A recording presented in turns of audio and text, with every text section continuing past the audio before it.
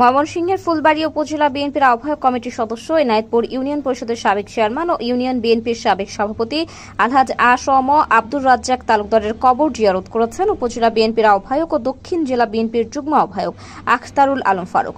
সোমবার বিকেলে সৈয়দপুর এলাকায় মরহুম আব্দুর রাজ্জাক তালুকদারের পারিবারিক কবরস্থানে তার কবরের পাশে দাঁড়িয়ে জিয়ারতে অংশ নেন তিনি।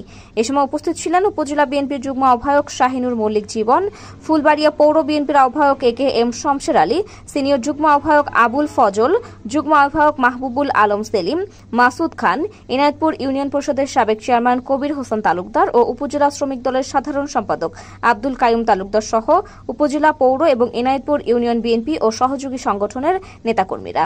এ সময় মরহুমের আত্মার শান্তি কামনা করে দেশ ও জাতির মঙ্গল কামনায় মোনাজাত করা হয়। পরে সংক্ষিপ্ত প্রতিক্রিয়ায় উপজেলা বিএনপির আহ্বায়ক আখতারুল আলম ফারুক মরহুম আব্দুর রাজ্জাক তালুকদারের কর্মকাণ্ডের প্রশংসা করে বলেন, তার মৃত্যুতে ফুলবাড়িয়া তথা এনায়েতপুর ইউনিয়ন বিএনপির অপূরণীয় ক্ষতি হয়েছে। এ সময় মরহুমের পরিবারের প্রতি গভীর সমবেদনা প্রকাশ করেন তিনি। ছোটবেলা থেকে আমরা একসাথেই বড় হয়েছি বলতে গেলে। রাজ্জাক ভাই আমি রাজনীতিতে আসার পর রাজনৈতিক গুরু হিসাবে আমার কাজ করছে। যেখানেই আমি গেছি রাজ্জাক ভাই আমার সাথে ছিল। রাজ্জাক অত্যন্ত মন খোলা একজন উদার মনের মানুষ ছিলেন।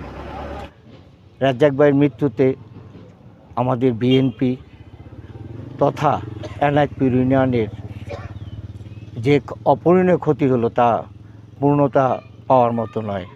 আমরা সারা জীবন যতদিন বেঁচে থাকব রাজ্জাক ভাই যে অবদান রেখে গেছে আমাদের জন্য এবং এনায়েতপুর ইউনিয়নের জন্য তা এনায়েতপুরবাসী সারা জীবন মনে রাখবে।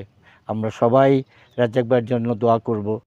উল্লেখ্য, গত 5 আগস্ট সোমবার চিকিৎসাধীন অবস্থায় রাজধানীর একটি হাসপাতালে মৃত্যুবরণ করেন আলহাজ আ.শ.ম আব্দুর রাজ্জাক তালুকদার।